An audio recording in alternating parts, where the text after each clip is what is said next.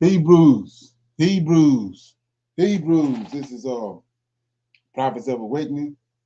This is our Israelite Advanced Bible Study that we have every Tuesday night at 8 o'clock, 6th of December, 2022.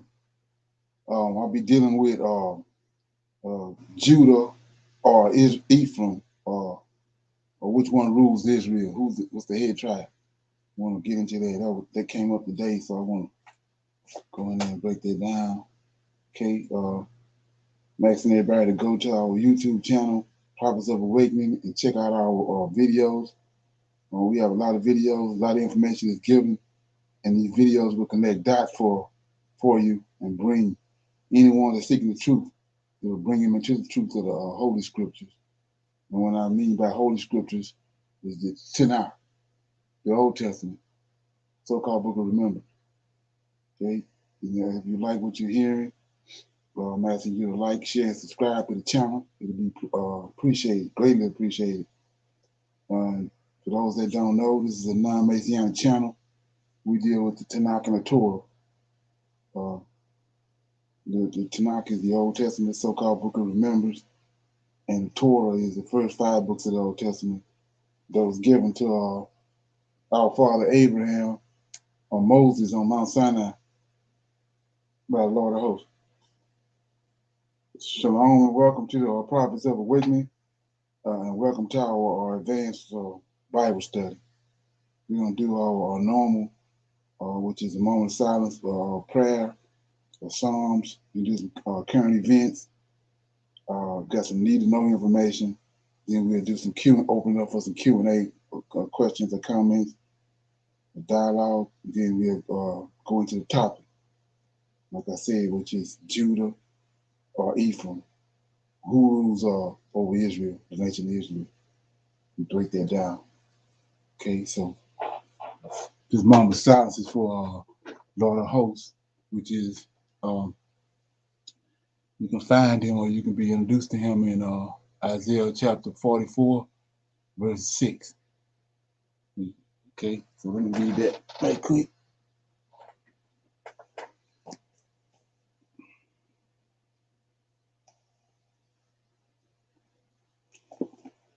Okay, it says right here, Isaiah 44, verse 6. Thus said the Lord, the King of Israel and his Redeemer, the Lord of Hosts. I am the first, I am the last. Besides me, there is no God. So you read that, you can see that because of the conjunction and, we see that we're dealing with two different entities right there. Creator and he has a redeemer. That's way back in the Old Testament in Isaiah. Israel already had a redeemer. Okay, so let's look at it. Okay. Oh Lord, we thank you for your great mercy and your great power and your wisdom. And we tarry waiting for your powerful deliverance of your people, Israel. Oh Lord, you have given us insight into the scriptures of our forefathers. And you, oh Lord, has directed us to who you are and your role in the goings on of both heaven and earth. We come this day, doubtless that you will appear and that you will gather your nation from among these wicked Gentiles. Oh Lord, you spoke through your prophet Isaiah and said that you would help Abraham's seed, and that you have scattered. That's in Isaiah 44, verses 1 through 5. Okay, you have completed this promise as of this day. And you said, oh Lord, that you would remove the darkness from around us. Tarry not, oh Lord, for the latter days are here, and we are waiting, watching, and searching for you, oh Lord. Peace be unto you. Okay? We'll read the Psalms right quick.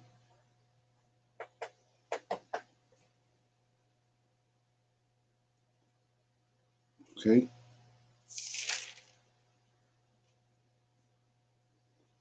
I'm gonna read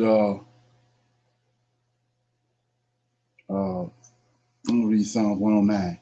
Okay? It's a prayer for the punishment of the wicked. It's a Psalm of David. Hold not thy peace, O God, of my praise, for the mouth of the wicked and the mouth of the deceitful are open against me. They have spoken against me with a lying tongue. They compassed me about also with words of hatred, and fought against me without a cause. For my love, they are my adversaries, but I give myself unto prayer. Okay, and thou have rewarded me evil for good, and hatred for my love. Set thou a wicked man over him, and let Satan stand at his right hand. When he shall be judged, let him be condemned, and let his power become seen. Let his days be few, and let another take his office. Let his children be fatherless, and his wife a widow. Let his children be continually vagabonds and beg, and let them seek their bread also out of their desolate places. And let the extortioner catch all that he has, and let the stranger spoil his labor. Okay? Let there be none to extend mercy unto him, neither let there be any to favor his fatherless children.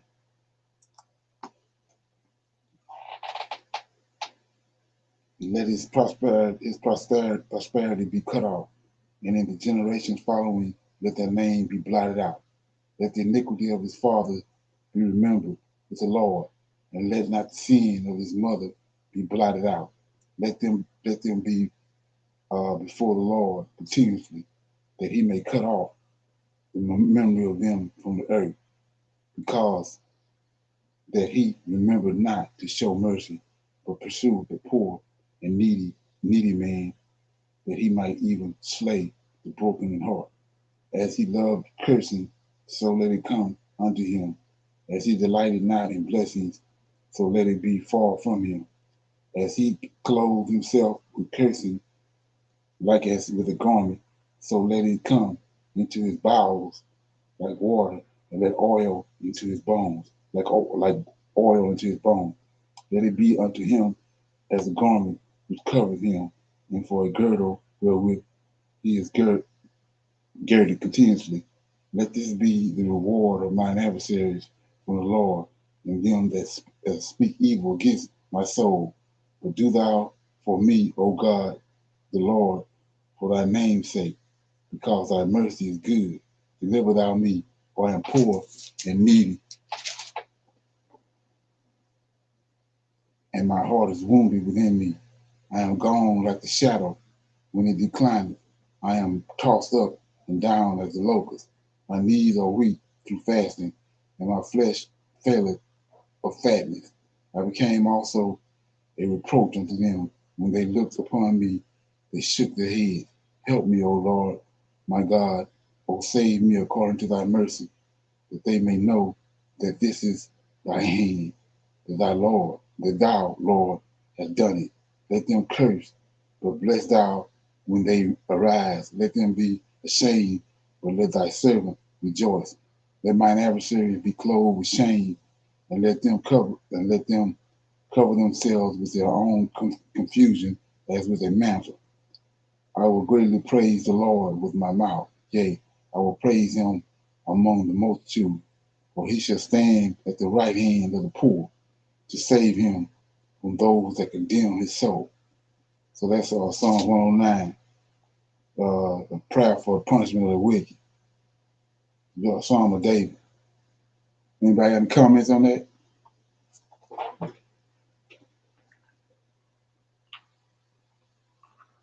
Okay, so I seen one thing in here that stood out. It says, start at verse 7. When he shall be judged, let him be condemned, and let his prayer become a sin. So this is what David asking the Lord of hosts to do to the wicked, his enemies around him, and let his days be few. Verse 8, let his days be few, and let another take his office. Let his children be fatherless, and his wife a widow, and let his children be continuously a vagabond and beg, and let them seek their bread also out of their desolate places. Let the extortioner catch all that he have, and let the stranger spoil his labor. And let there be none to extend mercy unto him, neither let there be any to show favor his father's children, and let his posterity be cut off. And in the generation following, let their name be blotted out. Then 14 is where I'm going. Let the iniquity of the fathers be remembered with the Lord, and let not the sin of his mother be blotted out.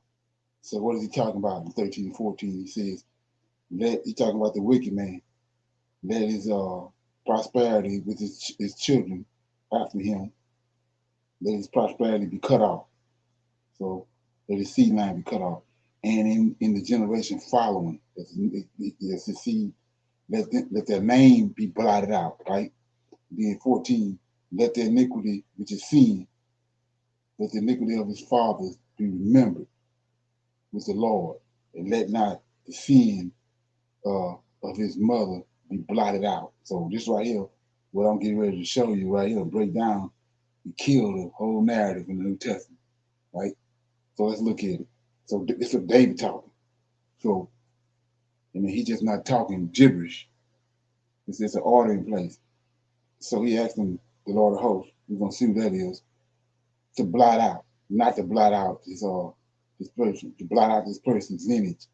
And then he says, the prosperity be cut off, and the generation followed, the name be blotted out, right? Then it says, let the iniquity, 14, let his father's iniquity be remembered. So he said, let his sin be remembered with the Lord, right? And let not the sin of his mother be blotted out. So let's go to Zechariah, see what he's talking about. Like I say, this killed the New Testament. If you look about the truth, it's going to kill it.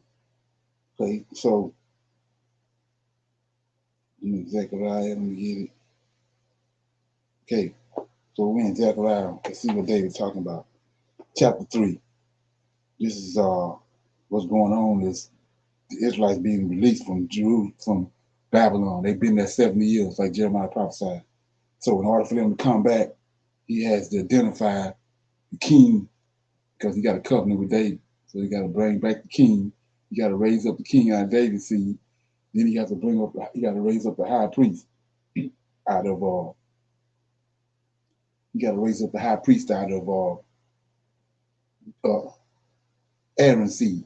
You got a covenant with Aaron and a covenant with David. It's always going to be a high priest out of Aaron on the throne. As long as Israel is a nation, the high priest is going to be out of Aaron's lineage, and the king will always be out of David's lineage.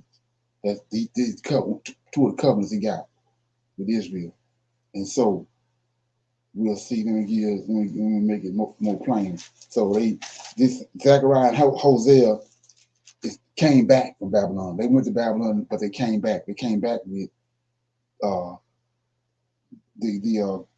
contingent, the remnant that came back with the David seed and Aaron seed. So here we go. I mean, Haggai first, before I read what I'm going to read in Zechariah. And Haggai, it says, okay, I'm going to start at verse 1 in Haggai. In the second year of Darius, the king, in the 6th month, in the 5th day of the month, came the word of the Lord, right? That's what David was talking to, asking to remember the sins of the wicked man, his enemies. So it says, the word of the Lord by Haggai the prophet, unto Zerubbabel, son of Sethel, governor, king of Judah, and Joshua, the son of Josadak, the high priest, saying. So we go to two known ones. This Zerubbabel is out of David's lineage. Joshua is out of Aaron's lineage. So they've been identified, so now they're able to go back. In verse 2, thus speak the Lord of hosts, saying, this people say the time has not come. This is 70 years. The time that the Lord's house should be built. Then came the word of the Lord by Haggai the prophet, saying, it is time for you, O ye, to build your sealed houses, and this house lie waste. So we see right here, he identified them. And we know that Haggai, Zechariah came back with them. So now I'm in Zechariah, right? And I'm going to read and show you what David was talking about in Psalm 109, chapter 3. It says, And he showed me Joshua, the high priest. I just read that. Joshua, the high priest, out of Aaron's lineage, standing before the angel. See that? The angel of the Lord.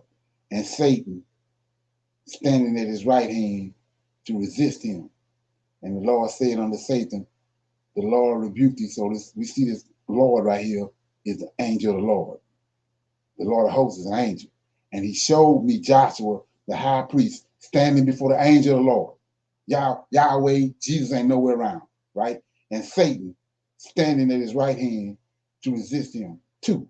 And the Lord said, the angel of the Lord said unto Satan, the Lord rebuked thee, O Satan, even the Lord that hath chosen Jerusalem. This is who chose Jerusalem right here, this angel.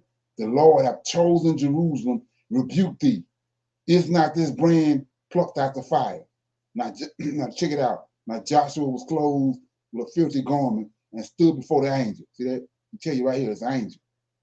You can fumble with it, but there it is. He says, and he stood before the angel, and he answered and spake unto those that stood by him. It's seven angels he created in the beginning. And he answered and spoke unto those that stood by him, saying, take off the filthy garment from him. And unto him he said, look at this angel talking. And he said unto him, behold, I have called thy iniquity, sin. This angel, I have called thy iniquity, thy sin, to pass from thee. And I will clothe thee with a change of raiment. So he got the ability to blot out sin. Not JC. And he got this authority from the Lord, from Yahweh. The Lord of hosts got this authority from Yahweh. So he the one dealing with sin. So let's go back to another verse. Then we're going to go back to Psalm 109. So let's go to Exodus right quick for people that ain't never heard this. Okay? So go to Exodus. Like I said, I didn't write it. I'm just shining the light on it. Okay, so I'm in Exodus 23. And it says, 23, they're on Mount Sinai, right? And the Lord, Yahweh came down on Mount Sinai. That's why the mountain all together smoked and quaked and erupted because the Creator came down on top of it. And he got these seven angels with him. So he tells Moses on Mount Sinai, verse 20, behold, I sent an angel, the same angel over there that just told them that he's going to blot out their sin. Behold, I sent an angel before thee to keep thee in the way and to bring thee into the place which I have prepared. Beware of him, obey his voice, provoke him not. See that? Provoke him not, for he would not pardon your transgression, sin, for my name is in him. So he just told you why this angel able to do that. His name is in him, and he's the one that's overseeing. He's the one dealing with sin. And he says, is there nothing new under the sun? It ain't all of a sudden at the end of Malachi, somebody else overseeing. The same angel overseeing. He was overseeing from the beginning, and he overseeing now. So when you go back to 109, let's look what David talking to. We're gonna see who David talking to. So we're gonna pick it up in Psalms 109, verse 10. David is asking his Lord that's over Israel. This is over Israel. This is the God over Israel. He says, start at verse 4. For my love, they are my adversaries. This David adversary, but I give myself unto prayer, right? And they have rewarded me evil for good and hatred for my love. So that's wicked. So David says in verse 6, set thou a wicked man over him. See that? Now go back to what I just read. Satan was there. Joshua was there. That the Lord hosted and raised up to take the Israelites back. Satan standing there too, though.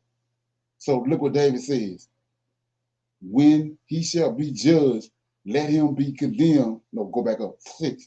Set thou a wicked man over him, and let Satan stand at his right hand. That's what he just said with Joshua. See that? So then he says, 7. When he shall be judged, let him be condemned, and let his prayers become sin. See that? Let his days be few. Let another take his office. Let his children be fatherless, and his wife. He telling this angel that. That's what he wants the angel to do to his adversaries. 10. Let his children be continuously vagabonds. and beg, and let them seek their bread also out of their desolate places. 11, let the extortioner chase all that he have, and let the stranger spoil his labor. Then 12, let there be none to extend mercy unto him, neither let there be any to favor the fatherless children. Now here we go. This is what David ought to know, right? Let his prosperity be cut off, and in the generation following, let their names be blotted out. See that? So if JC over there, he'll say that right here. So he says 14, and let the iniquity of his fathers, the sin of his fathers, be remembered. See that?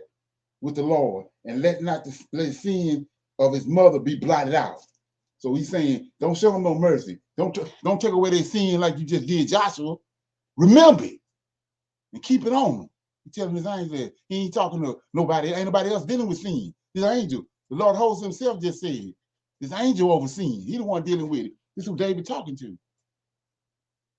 So he says in verse 13, let his prosperity be cut off, and let his generation, and let the generation following name be blotted out. What are you talking about? Let's go to David, then we'll get out of this. So I'm in Daniel, right?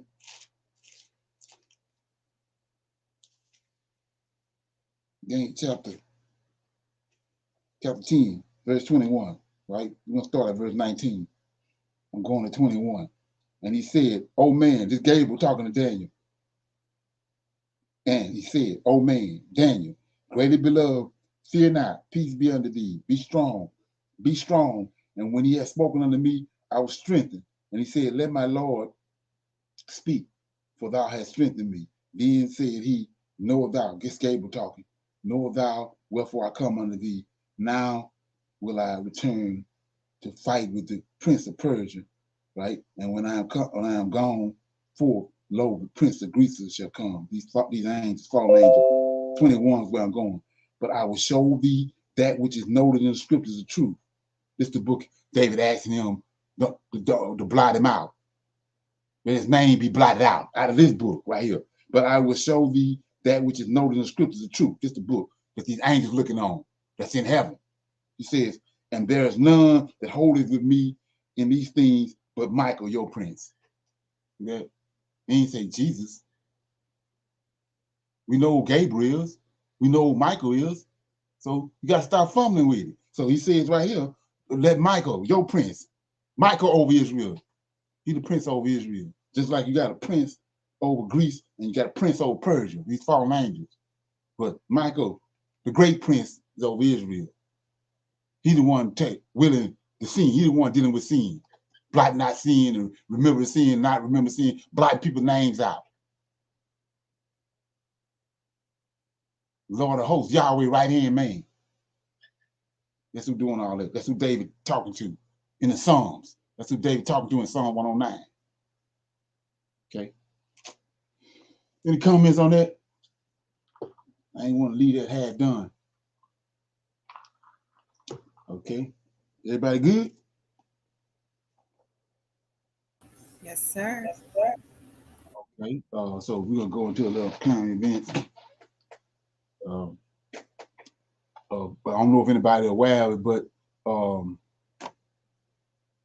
I think it's relevant. You know, about if you've been listening, got your ears open, you've been knowing that Deion Sanders was at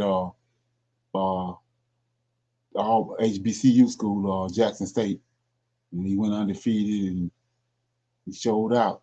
But he got a deal to go to Colorado now, so he got a big contract with Colorado State, and he left. So all hell broke loose. So I want to shine a light on that. Maybe it'll get somebody to moving around and check that out.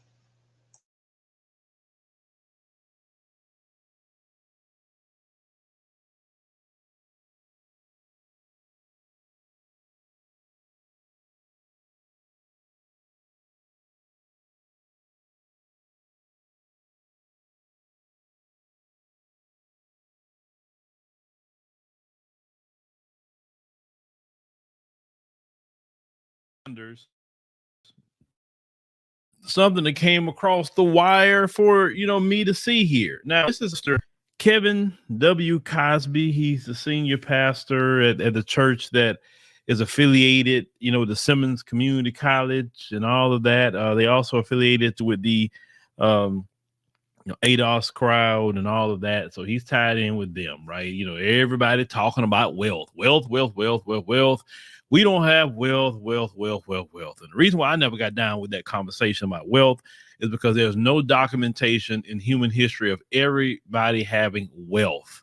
No one group of people going to have quote unquote wealth. Even white people of today, not every white person has wealth. They don't have that at all. A few white folks have it. A few families have it, sure. But every white person, even today, do not have wealth. The only thing that white people got over black people is social capital. And that social capital is their skin color or white supremacy. And that even get them so far. And even that is diminishing every day. And this is why they're freaking out. And this is why they're pissed off. And they're trying to graft other people into their group and all of that, right? So they can try to hold on to the social capital. But they see even that's writings on the wall. As I have, of course, we talked about yesterday, my position on this with Deion Sanders, but we're going to expand some more conversation. Pastor Cosby here, I wanted to make sure I screenshot this because, he went to explaining and I don't want him to delete nothing. I wanted to talk about this in real time. Now, you have a whole preacher here saying that he wants Deion Sanders to fail because I want black institutions to succeed. He's advocating for a black man to fail. What people in our community sometimes have been the greatest enemy that we have ever dealt with at times. This Kevin Cosby individual represents the church. A lot of reason why I can't get down with the black church.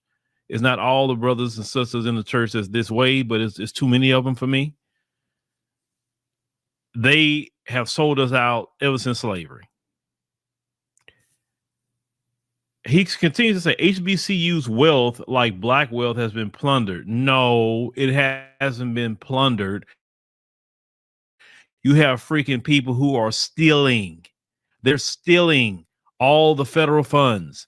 They're stealing state funds. And one reason that Coach Prime got bothered is because one reason is that he looked at all the people that's coming to the stands, and then he said, okay, well, let's look at the money. How much money came in, and ended up finding out half of the money was not even taken in, and they only made half the money, but yet the stands were full. You understand? And it's not just Jackson State. It's many of them who's finessing things. Those kids don't get the facilities that they need because you have this boule crowd controlling these HBCUs and stealing. I promise you, if black folks want to get serious about HBCUs, call for a forensic audit of the finances of every HBCU.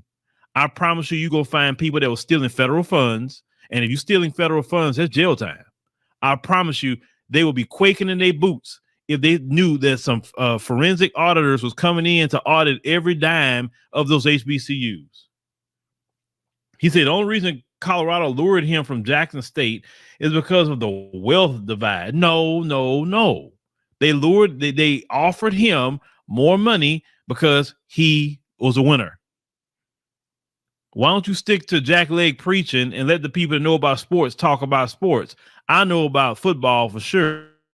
And when you are a winning coach, you're going to be approached, whether you're at the professional level, whether you're at the collegiate level, even if you're at the high school level, you're going to be approached. It's just that simple because other teams want to win too. He said, this is not about Deion personally, but why institutions have all that money. Black institutions will have all that money too if you stop stealing. But see, my thing is, ladies and gentlemen, is that Kevin Cosby here is a representation of a lot of people in our community. That have you ever met people that when you had got to move up, an opportunity to succeed, you had people saying that I want her to fail because I didn't get my lazy, sorry, good for nothing self up and actually go do something for myself or even go do anything. They sit up here and they want to put everything on the back of Coach Prime. Where's this jackleg preacher? Why don't he get himself up and go do something for the kids? Why don't he take them tithes out that church? He could have taken them tithes out that church and gonna do something for those kids at that school, right? I guarantee you, if some of you get a promotion right now from another company that's owned by white folk, you're gonna take that position, and I expect you to, because you need to better yourself and better your family. Coach Prime did everything that he could do for that university. He set the blueprint. Somebody else need to come behind and make it grow. But the problem in our community is that you see a person doing it and you want them to be the sacrificial lamb. Get yourself up and get out there and start contributing. Contribute. If you feel a certain sort of way about Coach Prime. Now, this the great thing about Coach Prime. He structured a deal that was like I'm like, wow, this man was smart. In order for him to go to Colorado, he told him, I'm taking players with me. In order for me to come here, I'm not leaving my players behind. All the ones that I built up these past 3 years, they come to Colorado with me. At least 10 of them for sure, from what I'm hearing. Now, he had a team meeting with that team, because that Colorado team went 1-11. They've been a loser for almost a decade. So watch this short clip what Coach Prime told them. We got a few positions already taken care of because I'm bringing my luggage with me. And it's Louis. Okay. It ain't gonna be no more of the mess that these wonderful fans, the student body, and some of your parents have put up with for probably 2 decades now. I'm coming. And when I get here, it's gonna be changed. So I want y'all to get ready to go ahead and jump in that portal and do whatever you're gonna get. Because the more you jump in, the more room you make. Because we bring kids that are smart, say that, smart, tough, fast, disciplined, with character. One more time, smart, tough, fast, disciplined.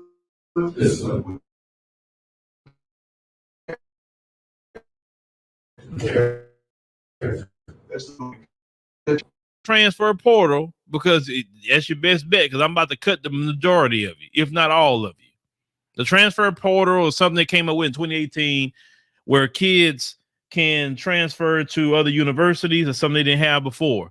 Do you know they have so many players right now jumping in the transfer portal because they are wanting to go play over there with Dion? Right now, they jumping in at major universities too, just to go play with him at Colorado. That's something that he has that much weight, and there's a lot of black kids actually who's doing this.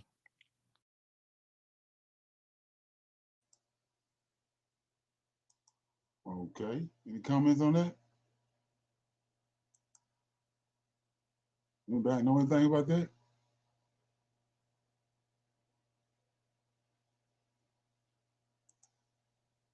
Okay, y'all hear me? I was watching bits and pieces of different clips on that today. Okay. Yeah. Yeah, so yeah, he's shaking everything up, but everybody got a problem with him because he left and went to Colorado. So I just want to, let you know about that so you can keep your eye on it. Yeah. Okay. So here we go.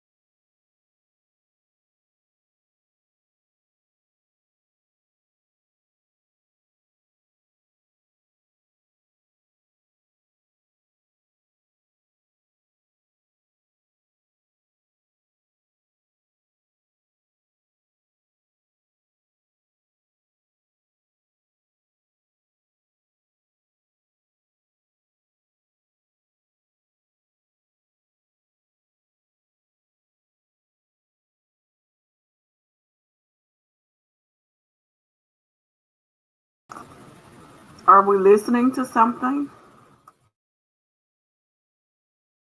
Causing some serious imbalances in the fuel industry. Refineries were ordered to produce more gasoline to expand supply and lower prices. And in turn, they were producing less diesel, which pushed prices up by 265% since January 2021 in the spot market of New York Harbor, and caused a 38% rise in November alone. While most consumers may not be directly impacted by skyrocketing diesel prices, they're actually indirectly impacted in a host of different ways. Given that manufacturers use diesel to power up their operations, and truckers need the fuel to deliver goods all over the country, the trickle-down effect of those increased costs eventually hit consumers, who are already confronting the most acute inflation spike in a generation. Several agencies are urging the federal government to order refineries to ramp up diesel production. Last month, EIA warned that the U.S. could run out of the fuel before the winter began if nothing was done to reverse the situation. To rebuild the inventory of diesel, refineries must produce less gasoline, which will then result in another surge in prices at the pump. Diesel is the fuel that ignites the economy. The bulk of consumer goods moves on trucks and trains powered by the fuel, which is also used in manufacturing and food production. Therefore, the shortage of diesel can be far more dangerous than the shortage of gasoline. That's the very reason why gas shortages and higher prices are expected this winter. Our country simply cannot function without diesel. And at the end of the day, we all know that the needs of those at the bottom of the economic chain are always sacrificed in favor of the needs of large corporations and big business. On the East Coast, drivers have seen gas prices hit $8 to $10 a gallon this year. Bloomberg reported many gas stations have completely run out of supplies already, and these stockouts are silently spreading across the country. On top of all that, diesel is the main component of heating oil, which is used by millions of U.S. households during the winter. Electricity operators also need the fuel. The combustion of the distillate produces natural gas, and the energy supply is used to power up our homes. At this point, we're already witnessing the devastating effects of the shortage of diesel in many states. Industry is paying anywhere from 70 to 150% more year over year for shipping.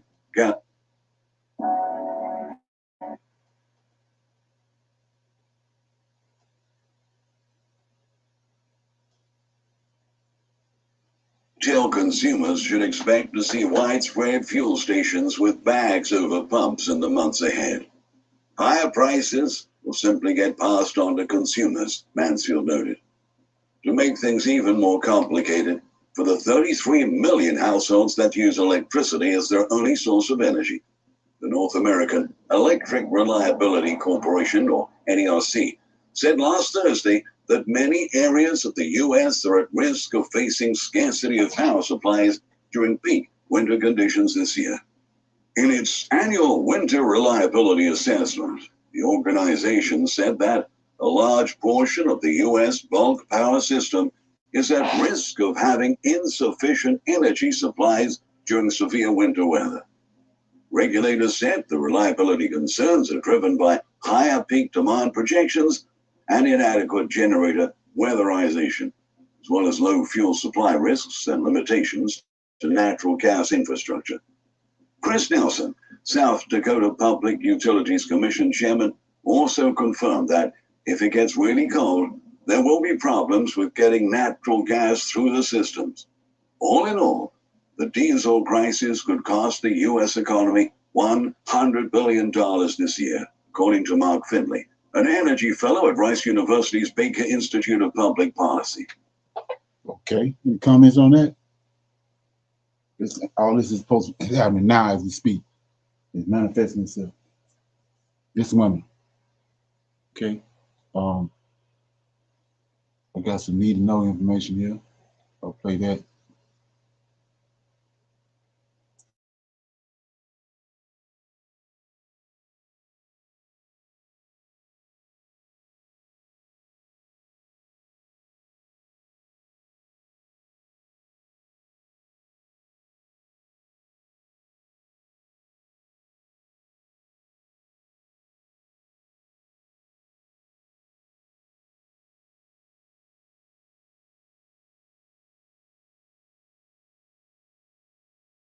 in a very long line of strictly pure blood relatives.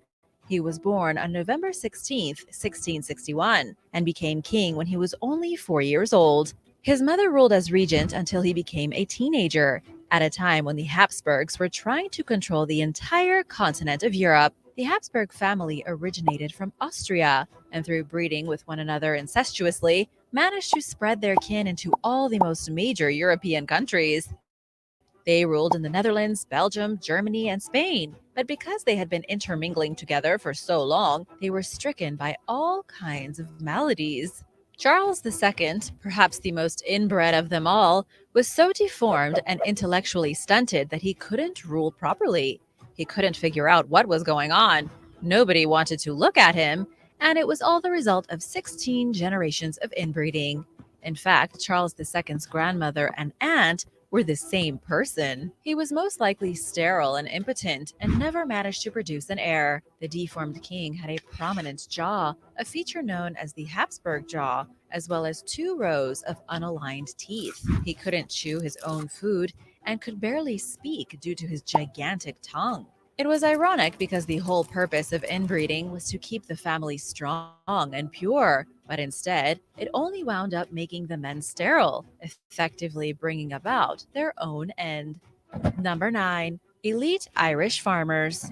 Just over 15 miles from Dublin, there is a circular structure from the Stone Age that rises out of the green hills over 30 feet high. The structure is made of over 200,000 tons of earth and stone and was erected by the very first farmers to arrive in Ireland. It's called Newgrange, and it was built almost 1,000 years before Stonehenge in England. It was one of the very first major monuments to be made by human hands, likely used as a ceremonial site and a communal tomb. It was the very first great construction project of an early egalitarian society.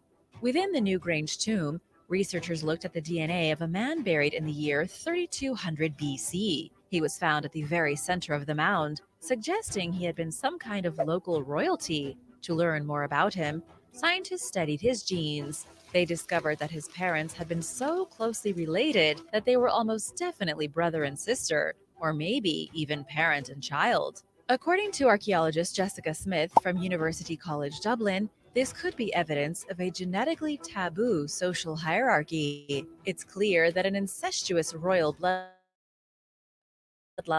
began in Ireland over 5,000 years ago. Long before the Habsburgs of Europe and the pharaohs of Egypt, elite Irish farmers were specifically breeding with their relatives to consolidate power and keep the wealth in the family. Number 8. The mermaid condition. The legend. We don't know if any of them suffered specifically from inbreeding. Historians believe there was a good chance for that information quiet. The holidays are all.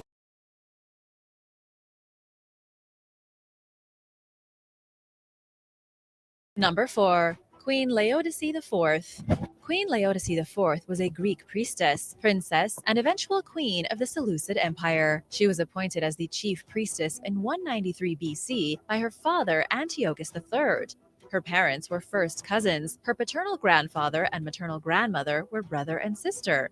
Her brother Antiochus was named crown prince in 196 BC, destined to succeed their father. In the same year, Laodice IV married him. She then bore a daughter, and shortly after, in the same year, her brother husband died. Single again, she remarried her second eldest brother, Seleucus IV Philopator. Their father, Antiochus III, died, and Seleucus ruled as king in his place from 187 BC until 175 BC, when he passed away. The couple had 3 children while they were together, but after he died, she moved on to her youngest brother, Antiochus IV Epiphanes. She had 2 children with him. Basically, she went from the oldest brother down to the youngest, having children with all of them. Okay. Any comments on that? Did it say she went from the oldest brother to the youngest brother? Right. Right. Oh my goodness. Wow. Right. It seemed like with them doing that, so much, they became like, what do you call, deformed, disabled, you know what I'm saying? It's more like, Invade. right, right, exactly. It seemed like it just destroyed everybody basically eventually. I mean, Right. So yeah. my reason, yeah. So my reason for playing that is now you see why he told them don't mingle with them. You see that? Oh yeah. That's why he said don't mingle with them. Then another thing, you got all these clowns talking about it was black folks all over there. Now they just told you how far they went back. They in Europe, but they want to say it was black folks there. Then on top of that, you go and you look at um, they features. And he didn't, he didn't want. We didn't have. It's features that we got that's in amongst us now that we didn't have. We got it from that. Came from that. When we getting raped on slave ships and all that. That's what the creator was. That's what the Lord host was talking about. But nobody want to deal with that. But there it is, right there, showing you what was going on, and most I told them that they was going to be vagabonds in the earth. What does vagabond mean? We fumbling with it. Yeah. So anyway, yeah. So I just wanted to show you that all these and notice they royals. They degenerates, but they got us thinking they royals. But they degenerates. Okay. Exactly. You know what I'm saying?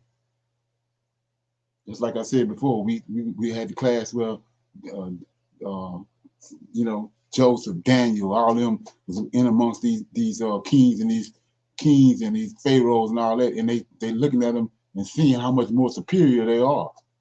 They're telling you that in the scriptures.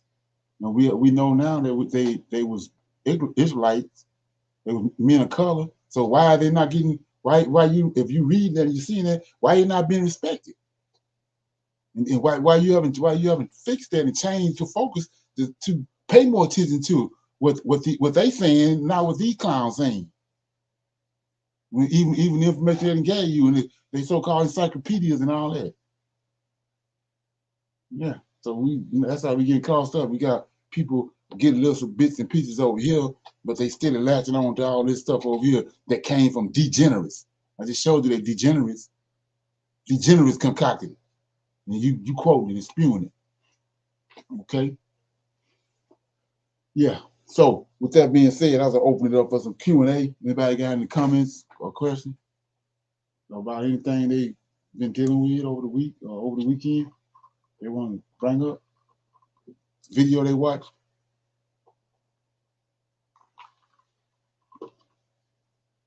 Okay. I'll play this here. Then we'll go into we're gonna break down is it Judah or is it Ephraim that's the head tribe? I had a conversation with somebody, they were saying that they say Ephraim is the head tribe. So you can let that you wrap that around your mind while we're watching this. Okay. Let me get it.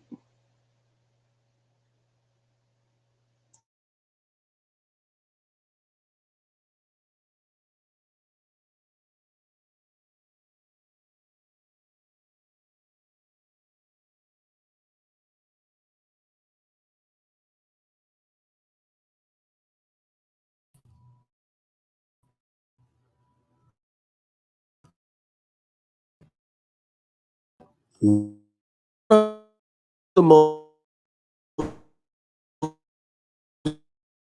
origin of each nation on the follows: Ham, Africans plus Black Arabs; Shem, quote unquote, olive Hebrews, quote, olive Arabs; and Japheth, Europeans and Asians.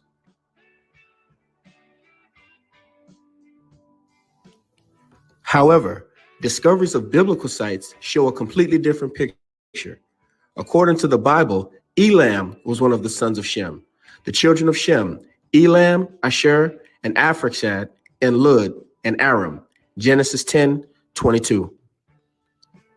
It is in this verse we are first introduced to Elam, the father of the Elamites. When we start digging into the history of the Elamites, we run into a truth that may be a hard pill for some to swallow. The Elamite kingdom of Shushan and Susha. The genealogies in the Bible is very important and often overlooked by Christians in particular. Therefore, people can tell you anything if you're not aware of who begot who.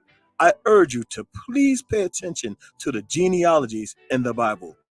And yes, I must admit, it is very boring and it can put you to sleep. However, it's very important. Now, it is common knowledge that Abraham was the father of many nations. Abraham was from the line of Shem, and these are some of the families of the Shemites. Many peoples are Shemites, as you can see from this chart. Mainstream Christianity teaches that the descendants of Shem established the all today that was discovered in Susha. A completely different picture than what we have been taught or what we believe, that is. It is in Susha that the palace of Shushan is located, and we'll see this palace mentioned several times in scripture under the rule of multiple kings. The palace in Sushan/Susha. Sushan, also known as Susha, was an important city in the Elamite Empire. The city is so important that it is mentioned in 3 books of the Bible at 3 different points in history.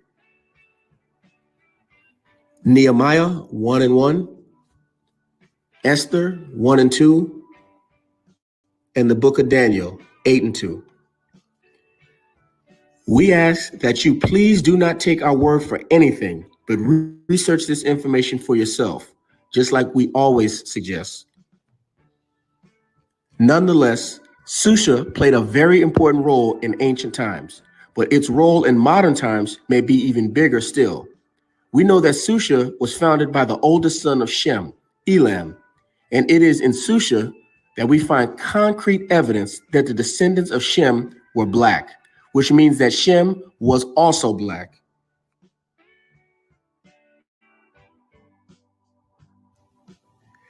Many people say that color does not matter, but no one will dispute that the truth doesn't matter. When facing trial by Pilate, Jesus said, "I am the truth," John 18:37. The truth will set you free, John 18, verses 31 to 32.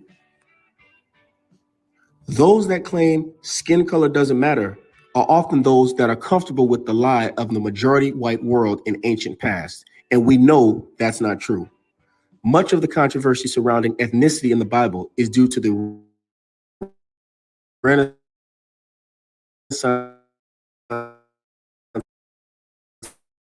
period and the campaign to turn all things biblical.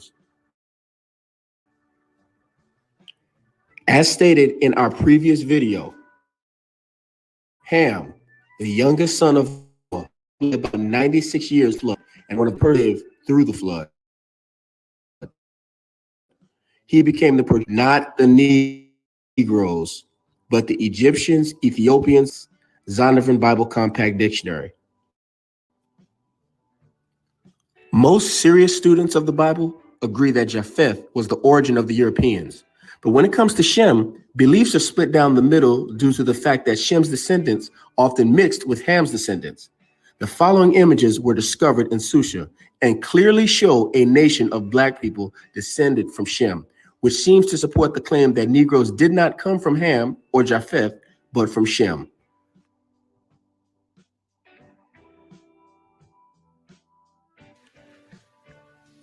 Now you may ask, why is this significant? Because the term Semitic is derived from the term Shemitic or Shem. And as it relates to today's title in this video, we just proved that black people are from the line of Shem, or also known as Semitic. So therefore, how can black people be anti-Semitic if they themselves have Shemitic blood? It makes no sense. Notice that they have what looks like afros under their headwear. While this evidence is intriguing, it's not even the best evidence of Shem having Negro descendants.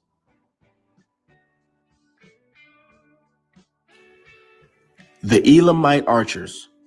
The Bible makes several references to the fact that the Elamite army were noted for their archers. The following images prove that the biblical claims are true. And Elam bare the quiver with chariots of men and horsemen, and Ker uncovered the shield. Isaiah 22:6. Thus saith the Lord of hosts, behold,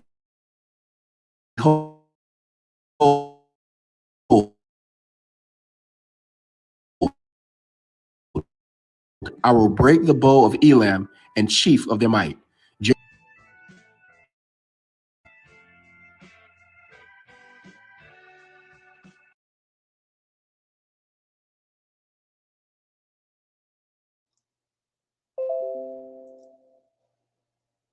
Okay.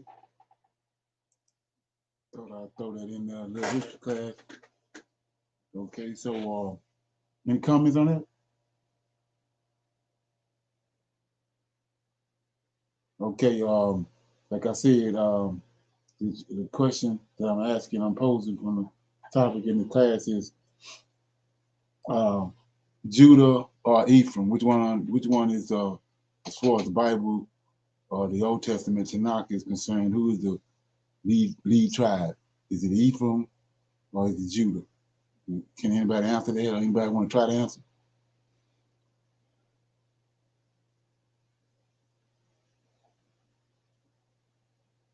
I would say Judah. Why would you say that? As a matter of fact, you was asking a question. I was trying to find that exact verse that I am looking for to explain that. I want to say it's in Numbers, but I'm not sure. Okay. Am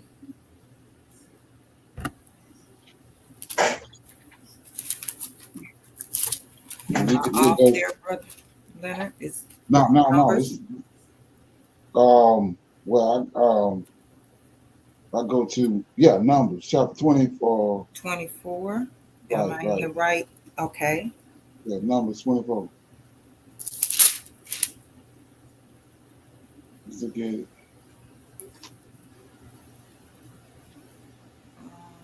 Is it 24 and 17, Brother Leonard? 24 and 17. Yeah, this is the prophecy of Balaam. When it's actually prophesying about David, but it's also giving you the order that the Creator got in place, Lord put in place.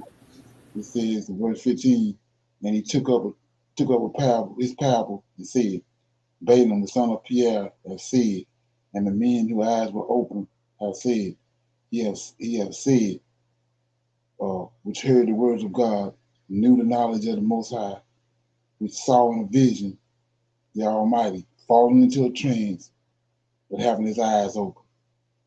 I shall see him, but not now. I shall behold him, but not nay.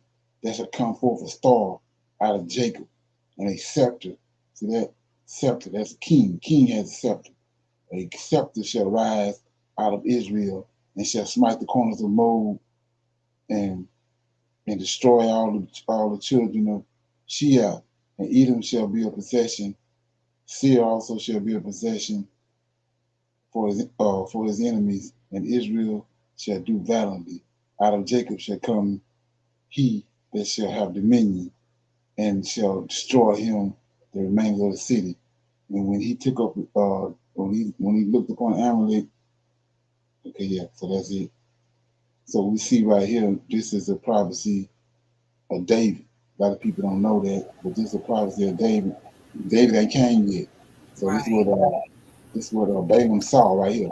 See, let's read it again. He said, which heard the words of God and knew uh, the knowledge of God, the Most High, which saw in a vision the Almighty falling into a trance and having his eyes open. A lot of people not reading this for what it's saying, but he fell into a trance. He fell into a trance, his eyes open. He having a vision, but his eyes wide open. So this is what people not understanding. Everybody around there looking at that. That's striking fear in their heart. He falling into a trance, his eyes wide open. And they looking. That's what Jeremiah doing. See what I'm saying? So they know it's the Lord. So anyway, he says, he saw in a vision the Almighty falling into a trance, but having his eyes open. I shall see him. So he in this trance, his eyes wide open, but he talking. He's saying this right here for everybody to hear. So he says, I shall see him. So what you think happening? The angel that entered into him and overtook him. He's speaking himself through the man. He took over.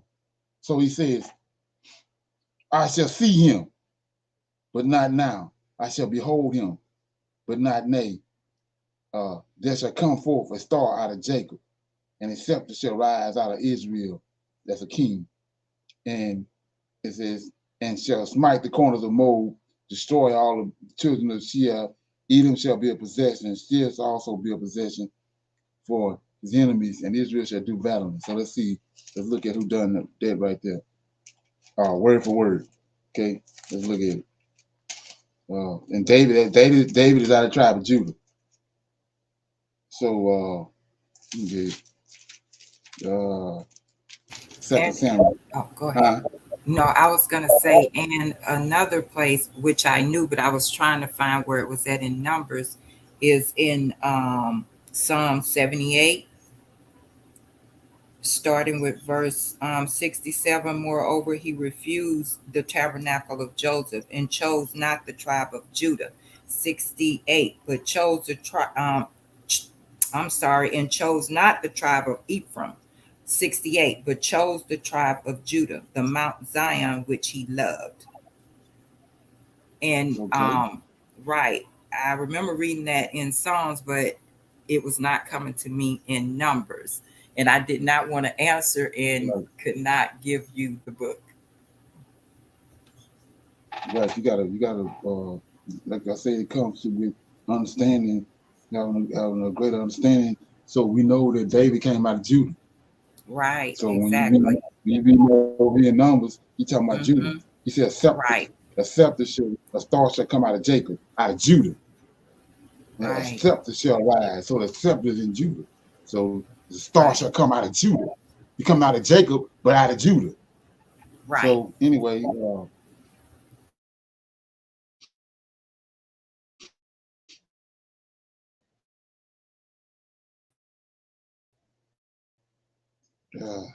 let me see.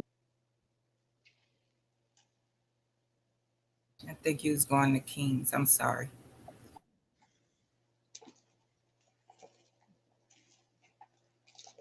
Second Samuel, chapter 8. 2 Samuel. I'm giving you the prophecy coming to pass. What Balaam just prophesied in Numbers 24. So here it is right here. It says, chapter 8, David extends his kingdom. And after this, it came to pass. That's why it's saying came to pass, because it's fulfilling this prophecy over here. It says, and it came to pass that David smote the Philistines, subdued them. David took Miguel, whatever the name is, out of the head of the Philistine. And now he smote Moab.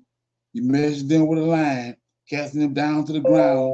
Even 2 lines measured he and put to death. And with 1 full line he kept alive.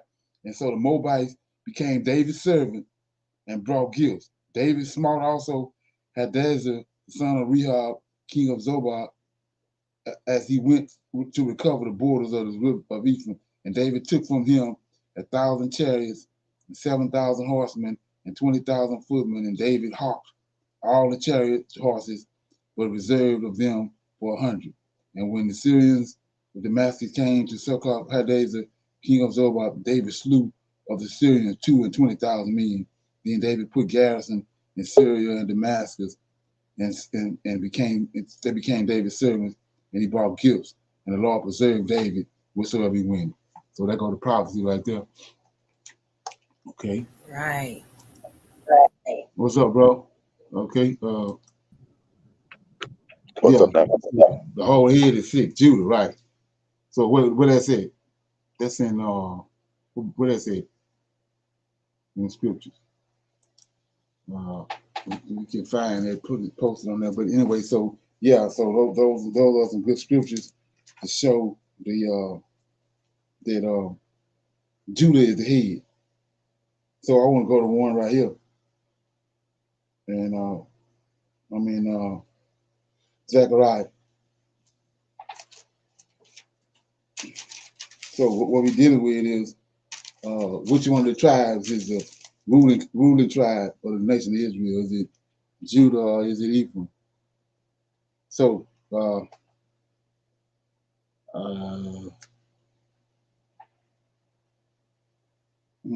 yeah, Zechariah. So Zechariah chapter 12. So it's the future deliverance of Israel. It says, starting at verse chapter 12, verse 1. It's the future deliverance of Jerusalem. The burden of the word of the Lord for Israel, said the Lord, which stretching forth the heavens, laid the foundation of the earth, formed the spirit of man within him.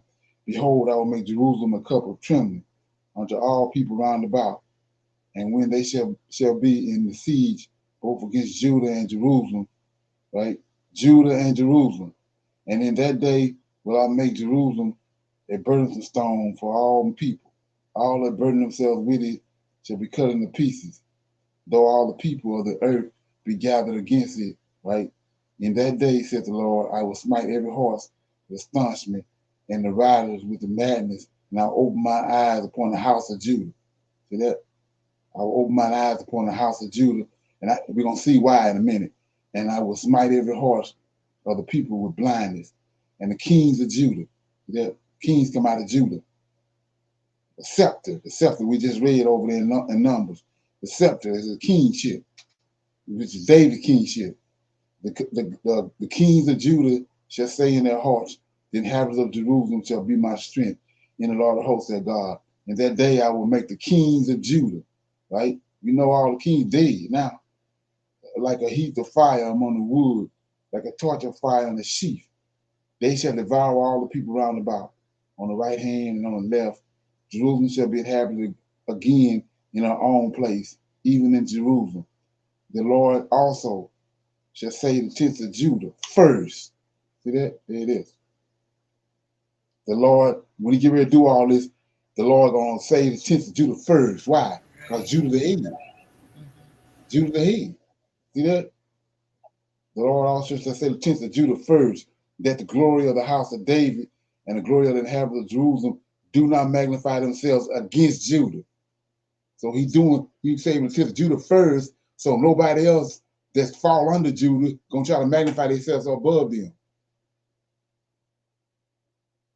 So there go your answer right there. In 8, in that day shall the Lord defend the inhabitants of Jerusalem, and he that is feeble among them, at that day shall be as David, in the house of David. That's David's seeds, all the kings that's on the throne out of David. That's David's house. And the house of David shall be as God, and the angel of the Lord shall be, or the angel of the Lord before them. So we see right here who the lead tribe is. It's okay. Any comments? The whole head is sick is Isaiah chapter 1, verse 5. Okay, let me read that. So Isaiah chapter 1 says, start at verse 1. So it says, the vision of Isaiah, the son of Amos, which he saw concerning Judah and Jerusalem in the days of Uzziah, Jotham, Ahaz, and Hezekiah, kings of Judah. So let me expound on that right quick so you can see why it's saying the whole head is sick. We see right here reading verse 1, the vision of Isaiah, son of Amos, which he saw concerning Judah and Jerusalem, right? Judah and Jerusalem, he's talking about the other tribes, 10 tribes. Ephraim over the 10 tribes. So he says, in the days of Uzziah, Jotham, Ahaz, and Hezekiah. If you notice, when you go back and do your research on that, Uzziah wicked as hell. Jotham wicked as hell. We know Ahaz wicked as hell. Then came Hezekiah. So this is the promise right here. This is the covenant he got with David. It's gonna be some wicked kings that's gonna come on the throne of David, but the covenant he got with David, I'm gonna raise one up like you. It's gonna be 3 or 4 might come back to back, but I'm gonna raise up one like you. That's the covenant he got with David. He's gonna always raise up a righteous king. That's what Isaiah chapter 6 and 7 talking about. Let me read that. So we go to Isaiah 6, chapter 7. This is what they want to quote and make you think it's JC. So let me get it. Okay. So it says, I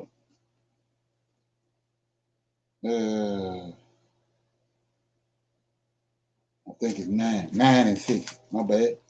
9 and 6. So it says chapter 9, verse 6. Unto us a child is born. A son is given. There it is right here. This is the son. This is the covenant. For unto us a child is born. A son is given. This is the promise he got to David. And the government shall be upon his shoulder. And his name shall be called Wonderful Counselor, the Mighty God, the Everlasting Prince of Peace. A son and a prince, the same thing. It's the son of a king. So this the covenant. He always gonna have a prince, a son out of David's lineage that he's gonna bring on the throne and reform Israel, bring them back to him. So then you say, what are you talking about? 7. Of the increase of his government, this son, right? The government and peace. There shall be no end upon the throne of David. It's David's throne. Not your house shy. Ain't none of your house shy throne. It says, upon the throne of David and upon his kingdom. It's David's kingdom. To order it, that's sent to look over it, and to establish it with judgment and with justice from henceforth forever. The zeal of the Lord of hosts will perform this. See that? So you say, what are you talking about? Let's go to 2 Samuel. Right quick. Let me get back over where we was at. So you go to 2 Samuel. He said the Lord of hosts is the one behind all that. He the one making sure it happen. David dead. The Lord of hosts is an eternal being. So he says,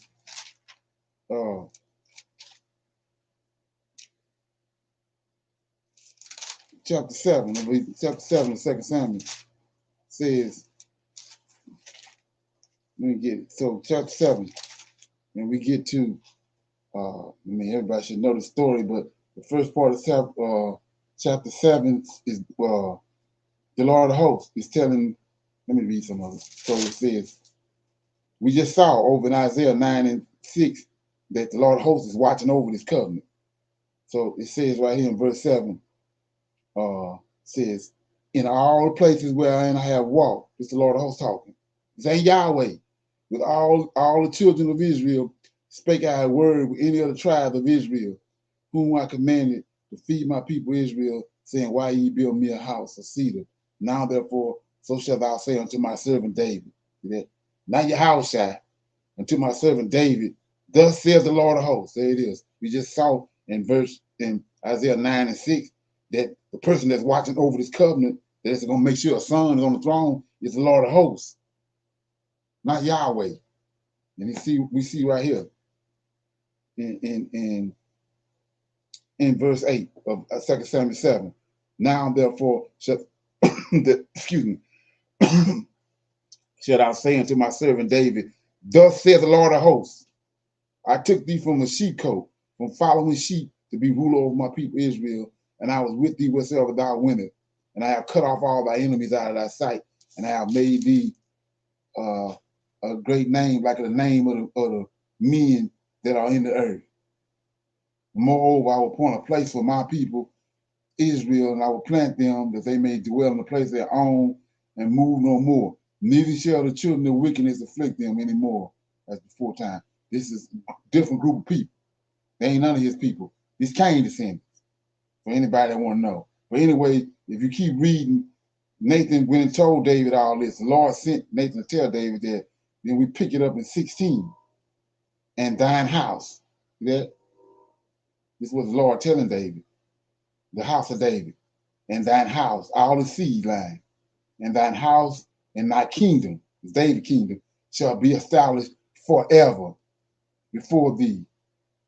Thy throne shall be established forever. So David's throne. Ain't nobody coming on and get on David's throne and end days. It's David's throne. So it says 17, according to all these words and according to all this vision, so did Nathan speaking to David. Verse 18, then went King David in, sat before the Lord. See that? Not Yahushua, he sat before the Lord. And he said, who am I, O Lord God, and what is my house? We just read it over in Zechariah. He's going to raise up the house of David. Right? They're going to be like the angel of the Lord, that thou hast brought me here too. Right? So then he gets down to 24. For thou hast confirmed thyself to thou have confirmed to thyself thy people Israel to be a people unto thee forever. And thou, O Lord, art become their God. And now, O Lord God, the words that thou hast spoken. See that? We just read that over here. 9 and 26. The zeal of the Lord of hosts will perform this. Right? And he says, in verse 25, now, O Lord God, the words that thou hast spoken concerning thy servant, concerning this house, establish it forever, and do as thou said, and let thy name be magnified forever, saying, the Lord of hosts is the God over Israel, and let the house of thy servant David be established before thee. It ain't no other house. It's David's house. Right? 27. For thou, O Lord of hosts, God of Israel, has revealed to thy servant, saying, I will build thee a house. Therefore have thy servant found in his heart to pray this prayer unto thee. See that? Don't get no plainer than that. It ain't Yah, it ain't Yahweh. When he seen who the one that was willing everything for him and who was dealing with his household and bringing all these blessings and cutting off sin and all that, he said, I'm going to pray the prayer to you. I know what it is now. He went in there where he was at. Look, 17. According to all these words and according to all this vision, so did Nathan speak unto David. Then 18. Then went King David in and sat before the Lord. And he said, who am I? He talking to him. Just like going to Starbucks and getting a latte and sitting down and talking. He went in there where he was at and started talking to him. Once he finished talking to him, he said, now I know it's you. So I'm praying to you. You the one wheeling my house and watching and doing everything and performing everything. It's you. Okay? So like I said before, David ain't out of the house of Ephraim. David ain't come out of Ephraim. David came out of the house of Judah. So we see right there who the ruling tribe is. The ruling tribe is Judah. Okay? Any comments? Yeah, say that in Genesis 49, verse 10 and 11. 49? Genesis 49, 10 and 11. Talk Okay. about how the rulership is in the hands of Judah. He's the scepter holder. Okay. 49, 11. Yeah, I think 49, verse 10 to 14, I think. Something like that. Okay, so it says, I start at verse 6. Judah, thou art he whom thy brethren shall praise. Thy hand shall be at the neck of thine enemies, and thy father's children shall bow down unto thee.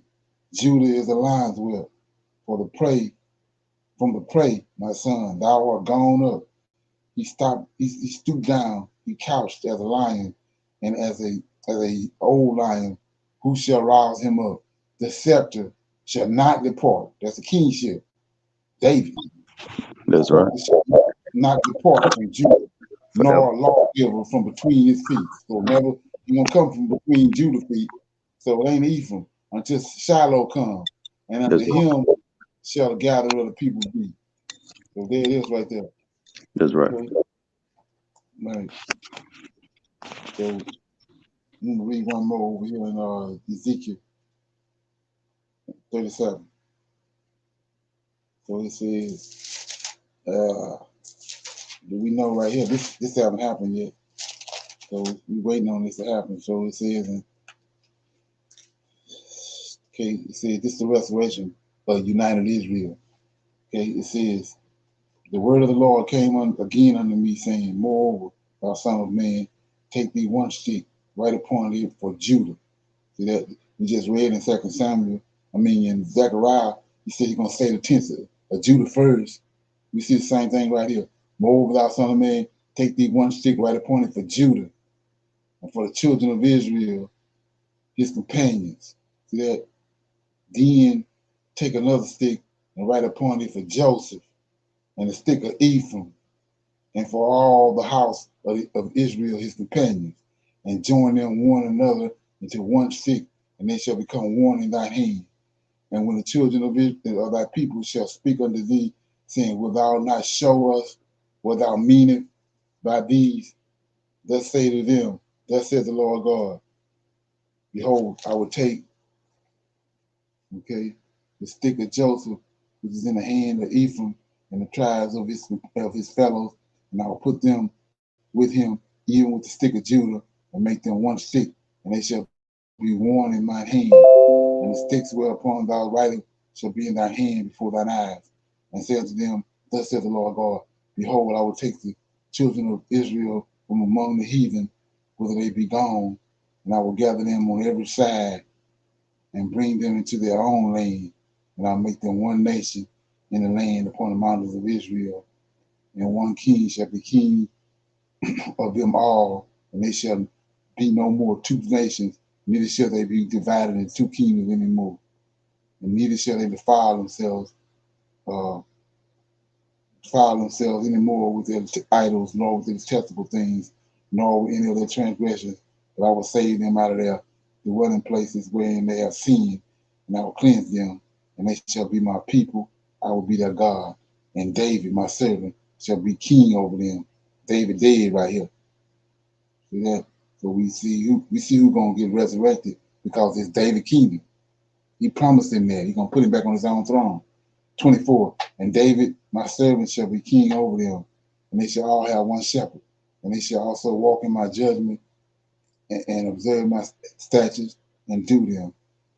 So my point right here, because I think the person got tricked off it, was that when you go back, like I explained, that in the beginning, the creator in Genesis 1, verse 26, he created a man and a woman, and he called them Adam, mankind.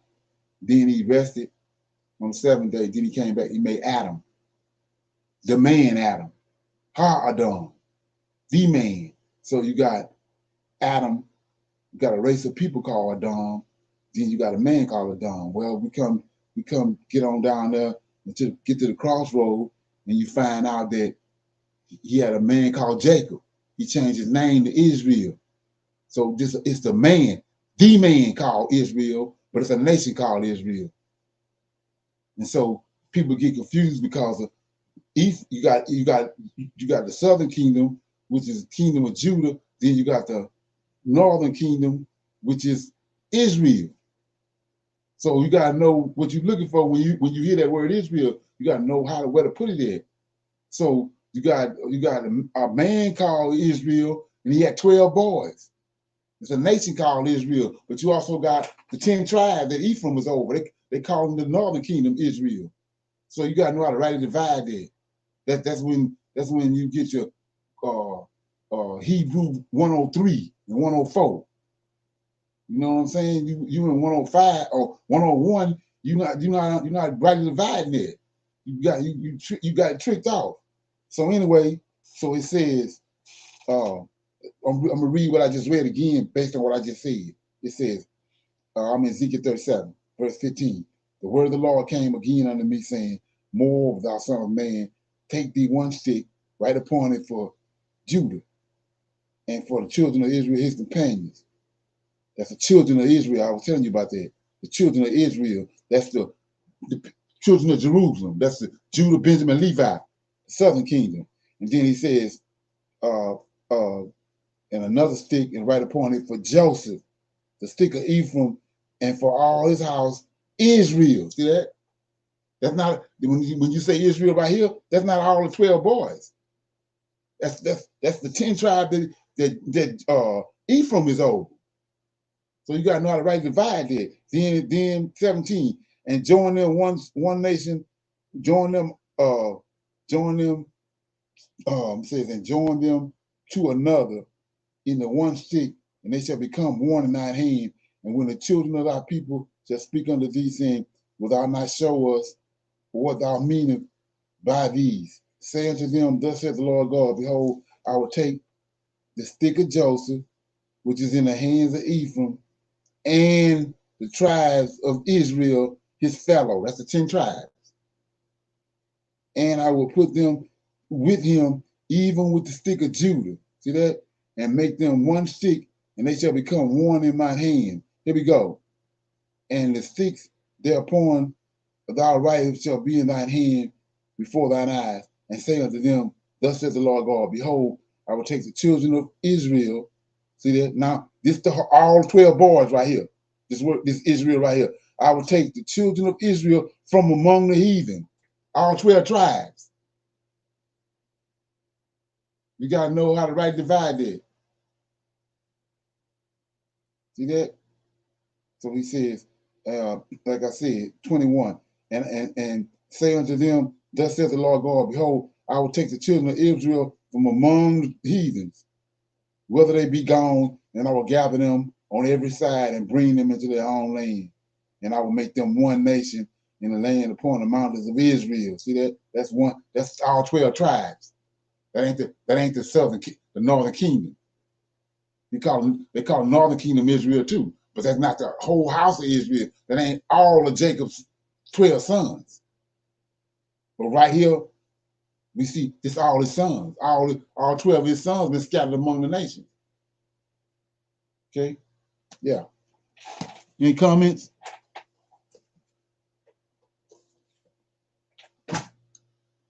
So I was trying to break that down, but you know what I'm saying? All you can do is divulge the information and then let the Lord Host go to work. Ain't this something? Anybody got any comments or questions? Okay. Kings out of Judah, and a piece of Levi. Judah gets his. Okay, right. Exactly. What'd you say? I was asking, could you read First Chronicles chapter 28? Okay.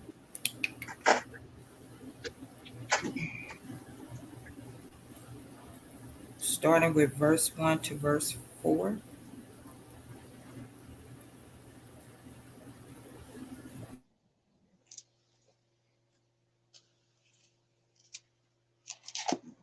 Chapter 28. Yes, sir. It started verse 1. Yes, sir. Ahaz was 20 years old when he began to reign, and he reigned 16 years in Jerusalem.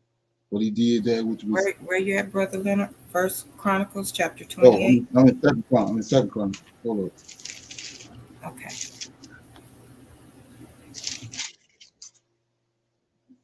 Okay. David counseled to Israel, and David assembled all the princes of Israel, and the princes of the tribes, and the captains of the companies that ministered to the king by course, and the captains over the thousands, and the captains over 100, and the stewards over all the substance, and the possession of the kings and of the sons. Okay. Says, and David the king stood up upon his feet and said, hear me, my brethren and my people. As for me, I had in mine heart to build a house of rest for the ark of the covenant of the Lord, and for the footstool of our God, and had made ready for a building. But God said unto me, thou shalt not build a house for my name, because thou hast been a man of war and hast shed blood. Howbeit the Lord God of Israel chose me before all the house of my father to be king over Israel forever. For he hath chosen Judah to be the ruler. There it is right there. And the house of Judah, the house of my father, and among the sons of my father. And he liked me to make me king over all Israel and of all my sons. For the Lord hath given me many sons. He hath chosen Solomon, my son, to sit upon thy throne, kingdom of the Lord, kingdom of the Lord over Israel. And he said unto me, Solomon thy son, he shall build my house and my court, for I have chosen him to be my son, and I will be his father. Okay? Don't get no plainer than that. Yes, that's it. Yes. Okay? Is there some? Any comment? What's up, sister? Anybody got any comments or questions about anything?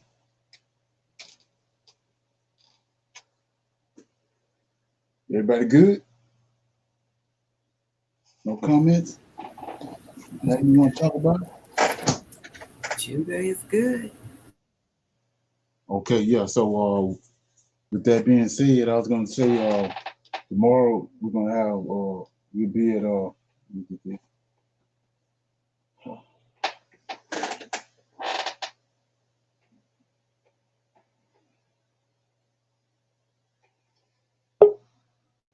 Okay.